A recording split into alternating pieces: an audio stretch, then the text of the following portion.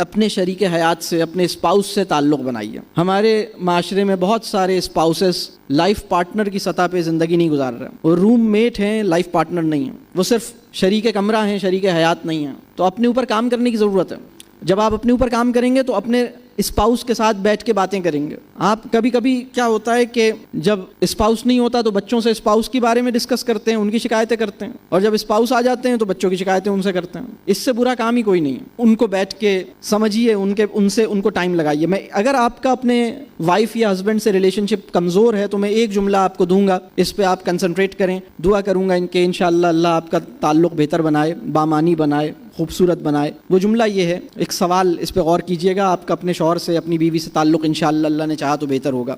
سوچنا یہ ہے، آپ اس طرح سوچئے کہ اگر یہ انسان میری زندگی میں نہ آتا تو میں کہاں ہوتا، اگر یہ عورت میری زندگی میں نہ آتی، اگر یہ مرد میری زندگی میں نہ آتا تو آج میں کہاں ہوتا۔ یہ سوچئے۔ دیکھیے، شوہر اور بیوی بھی اللہ کی نعمت ہے، نعمت ہے یہ، جو اس کے اندر موجود ہے اس پہ شکر کیجئے، اس نعمت کی قدر کیجئے، اس نعمت کا شکر ادا کیجئے۔ یہ نعمت آپ کے حق میں اور بڑھیا اور بہتر ہو جائے گی انشاءاللہ۔ لیکن اس کے اندر جو نہیں ہے اس پہ جب آپ شکایت کرتے ہیں، اس پہ آپ الجھتے ہیں تو چیزیں اور خراب ہوتی ہیں۔ تو اپنے شریک حیات کو اون کیجئے، اس کے ساتھ بہت گہری بانڈنگ ہونی چاہیے۔ اس وقت سچویشن یہ ہے کہ اگر میں بچوں سے ایک سروے کروں، میں بچوں سے یہ پوچھوں کہ بیٹا یہ بتاؤ کہ تمہاری امی جو ہیں وہ تمہیں زیادہ ویلیو دیتی ہیں یا تمہارے ابو کو، تو ان کا کیا جواب ہوگا؟ تمہاری امی تمہیں زیادہ ویلیو دیتی ہیں یا تمہارے ابو کو؟ کیا جواب ہوگا ان کا؟ ہمیں یہی سوال دوسرا ایسے پوچھ لوں کہ تمہارے ابو جو ہیں وہ تمہیں زیادہ اہمیت دیتے ہیں یا تمہاری امی کو، ان کا کیا جواب ہوگا؟ ان کا جواب ہوگا ہمیں۔ یہ غلط جواب ہے، کاش کہ ایسا نہ ہوتا۔ صحیح جواب یہ ہے کہ جب بچوں سے یہ پوچھا جائے تو وہ کہیں کہ ہماری امی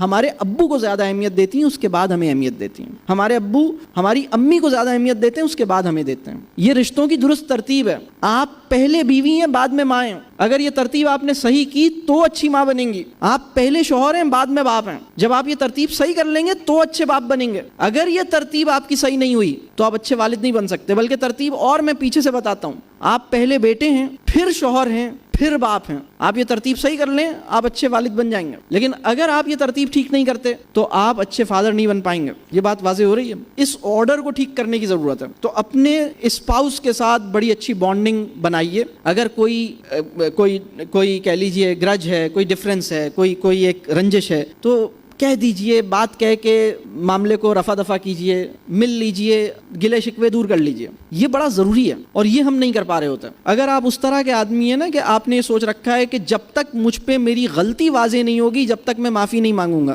معافی مانگنے کا اس سے زیادہ گھٹیا اصول نہیں ہو سکتا۔ جب تک مجھ پر میری غلطی ثابت نہیں ہوگی تب تک معافی نہیں مانگوں گا۔ اس مینٹیلٹی کا آدمی استغفار بھی مشکل سے پڑھتا ہے۔ اس کے سامنے جب اس کے گناہ چیخ کے کھڑے ہوتے ہیں تو اس کی زبان سے کوئی استغفار کا کلمہ نکلتا ہے۔ معافی مانگنے کا اصول کیا ہے؟ اس کا اصول سمجھ لیجئے۔ جس کا فہم زیادہ ہے اس کی ذمہ داری زیادہ ہے، معافی مانگنے کی بھی، معاف کرنے کی بھی۔ یہ اصول سمجھ لیجئے، اس کو لکھ لیجئے۔ جس کا فہم زیادہ ہے اس کی ذمہ داری زیادہ ہے، معاف کرنے کی بھی، معافی مانگنے کی بھی۔ معافی مانگنے کا اصول یہ ٹھیک نہیں ہے کہ جب تک مجھ پہ میری غلطی ثابت نہیں ہوگی تب تک معافی نہیں مانگوں گا، یہ اصول ٹھیک نہیں ہے۔ تو اپنے شریک حیات پہ کام کیجئے، یعنی کام کرنے کا مطلب یہ کہ اس سے تعلق بنائیے، اس کو وقت دیجئے، اس کو سنیے، اس رشتے کو مستحکم کیجئے۔